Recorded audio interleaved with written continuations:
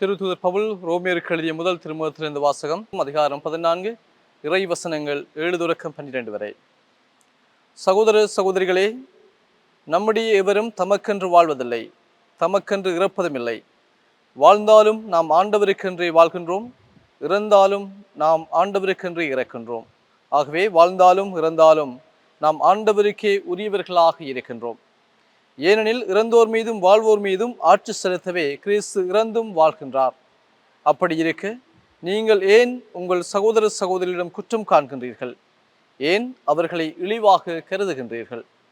நாம் அனைவருமே கடவுளின் நடுவர் இருக்கை முன் நிறுத்தப்படுவோம் அல்லவா?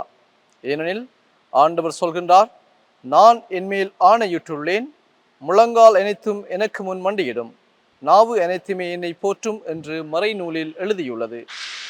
ஆகவே நம்முள் ஒவ்வொருவரும் தம்மை குறித்தே கடவுளுக்கு கணக்கு கொடுப்பர். ஆண்டவர் வழங்கும் அருள்வாக்கு. இறைவா உமக்கு நன்றி. இயேசு கிறிஸ்துவுக்குள்ளே பிரியமான சகோதர சகோதரிகளே, இன்றைய இந்த வாசகத்தை நாங்கள் பார்க்கின்ற போது நாங்கள் எப்படிப்பட்டவர்களாக வாழ வேண்டும் என்பதை இன்றைய வாசகம் எங்களுக்கு எடுத்து கூறுகின்றது. குறிப்பாக இந்த உலகத்திலே நாங்கள் வாழுகின்ற போது 3 விதமான மனிதர்களை நாங்கள் பார்க்கின்றோம். முதலாவது வகையினைச் சேர்ந்தவர்கள் தமக்கென்று வாழ்கின்றவர்கள். இந்த முதலாவது வகையைச் சேர்ந்த மக்கள் எப்போதுமே தங்களுடைய வாழ்க்கையிலே தங்களுடைய சொந்த நிலங்களை கருதுகின்றவர்கள். தங்களுடைய சொந்த வாழ்விற்காகவும் தங்களுடைய சொந்த விருப்பங்களுக்கு அவர்கள் தங்களுடைய வாழ்க்கையிலே அனைத்தையும் செய்கின்றவர்களாக இருக்கின்றார்கள். இவர்கள் எப்போதும் மற்றவர்களை முன்னிலைப்படுத்துவதில்லை, கடவுளை முன்னிலைப்படுத்துவதில்லை.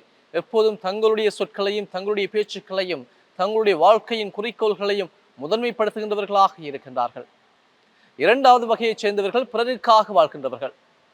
இந்த பிறருக்காக வாழ்கின்றவர்கள் அவர்கள் எப்போதும் தங்களை பற்றி சிந்திக்க மாட்டார்கள். எப்போதும் பிறர் நலமாக இருக்க வேண்டும், பிறரை மகிழ்ச்சிப்படுத்த வேண்டும் என்ற காரணங்களுக்காக எப்போதும் பிறரை முதன்மைப்படுத்தி வாழ்கின்றவர்களாக இருக்கின்றவர்களாக இந்த இரண்டாவது வகையைச் சேர்ந்த மக்கள் இருக்கின்றார்கள். ஆனால் இந்த இரண்டாவது வகையைச் சேர்ந்த மக்களை நாங்கள் பார்க்கின்ற போது அன்பானவர்களே, இதிலும் ஒரு குறைபாடு இருக்கின்றது. ஏனென்று சொன்னால், காலப்போக்கில் இவர்கள் பிறருக்காக வாழ முற்படுகின்ற போது பிறர் எப்போதும் தங்களை முதன்மைப்படுத்த வேண்டும் என்ற எண்ணத்தை இவர்கள் தங்களுடைய மனதிலே கொண்டு விடுவார்கள்.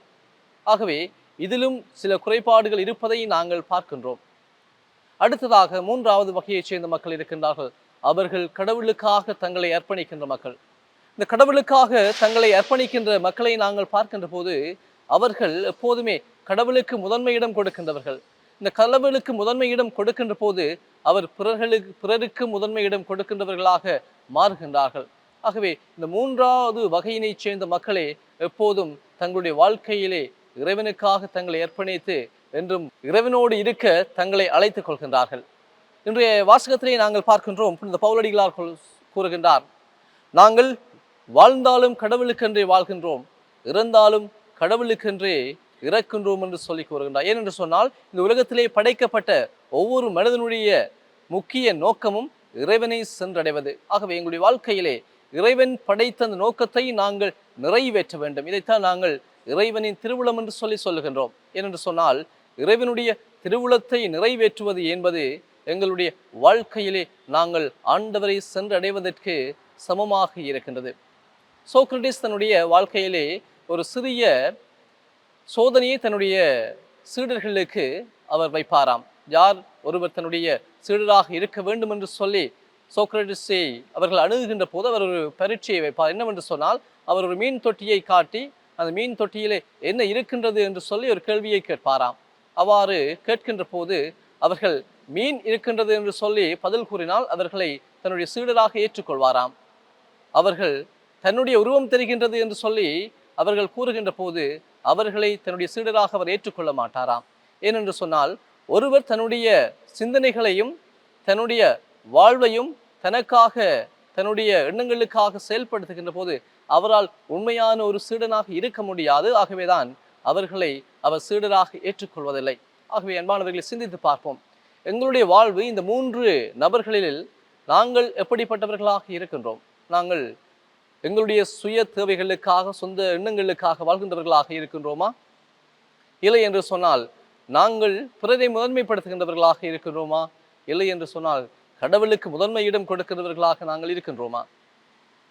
இன்றைய வாசகம் மீண்டும் மீண்டும் பவுலடிகளார் எங்களுக்கு இதைத்தான் வலியுறுத்தும். நாங்கள் எப்போதும் கடவுளுக்கு முதன்மை இடம் கொடுக்கின்றவர்களாக நாங்கள் மாற வேண்டும்.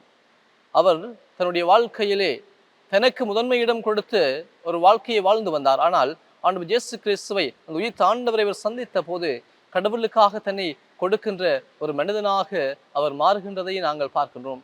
பல்வேறுபட்ட சிறை வாசங்களுக்கு அவர் சென்றிருக்கின்றார். பல்வேறுபட்ட துன்பங்களை அவர் எதிர்கொண்டிருக்கின்றார். கல்லறைகளுக்கு உட்பட்டிருக்கின்றார். ஆனால் ஒருபோதும் அவர் கடவுளை விட்டுக் கொடுத்ததில்லை. தன்னுடைய விசுவாசத்திலே அவர் தளர்ந்து போகவில்லை. ஏனென்று சொன்னால் அவர் கடவுளுக்காக தன்னுடைய வாழ்வை அவர் கொடுப்பதற்கு முன் வந்தார்.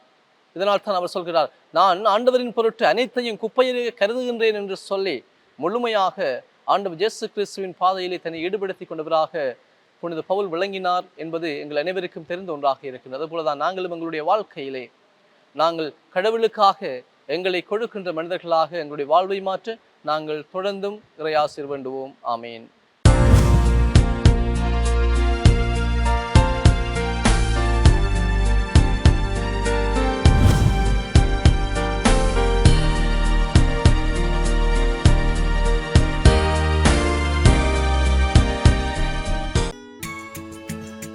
ஹோலி மேடையில் புத்தம்புது நிகழ்ச்சிகளை உடனுக்குடன் பார்த்து மகிழ எமது ஃபேஸ்புக் மற்றும் யூடியூப் பக்கத்தை லைக் செய்யுங்கள்.